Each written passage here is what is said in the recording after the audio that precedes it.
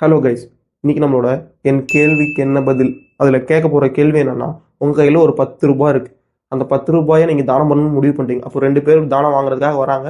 ஒருத்தர் வந்துட்டு full meal சாப்பிட்டாங்க, எனக்கு பீடா போட தான் வேணும் அப்படின்றாரு. இன்னொருத்தர் வந்துட்டு ஐயா நான் சாப்பிட்டு 2 நாள் ஆச்சு, எனக்கு வந்துட்டு டீ வாங்கணும் அதுக்காகன்னு கேட்குறாரு.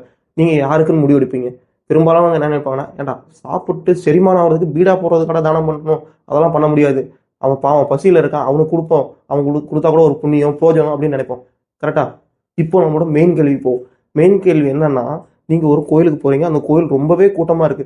கிட்டத்தட்ட இலவச தரிசனத்துல 10,000 பேர் இருக்காங்க, 100 ரூபாய் தரிசனத்துல 1000 பேர் இருக்காங்க, ஒரு 500 ரூபாய் தரிசனத்துல வெறும் ஒரு 100 பேர் இருக்காங்க. நீங்க என்ன பண்றீங்க? உங்களால முடியுன்ற பட்சத்துல ஒரு 500 ரூபாய் கொடுத்து அந்த சாமியும் பார்த்துட்டு வந்துடுறீங்க. கிட்டத்தட்ட ஒரு அரை மணி நேரத்துக்குள்ளே பார்த்துட்டீங்க. அப்போ பார்த்து முடிச்சிட்டிங்களா? இப்போ கடவுளோட பாயிண்ட் ஆஃப் வியூல இருந்து பார்ப்போம். கடவுள் வந்துட்டு ச்சே நம்மளை பார்க்க இவ்வளவு காசு செலவு பண்ணி வந்திருக்கானே அப்படின்னு நினைச்சு உங்களுக்கு வரம் கொடுக்கணும்னு நினைப்பாரா? இல்ல வந்துட்டு கிட்டத்தட்ட இலவச தரிசனத்துல 10 மணி நேரம் நின்றுருக்கான், கால் கடக்க நின்றுருக்கான், உடல்லாம் சோறு உடைஞ்சிருக்கு, இவ்வளவு வறுமையில என்ன பார்க்கணும்னு நினைச்சிருக்கானே, இவனுக்கு வந்துட்டு நம்ம உதவி பண்ணணும் அப்படின்ற இடத்துல நினைப்பாரா?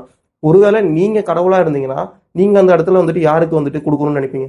இதுதான் இன்னைக்கு நம்மளோட கேள்வி.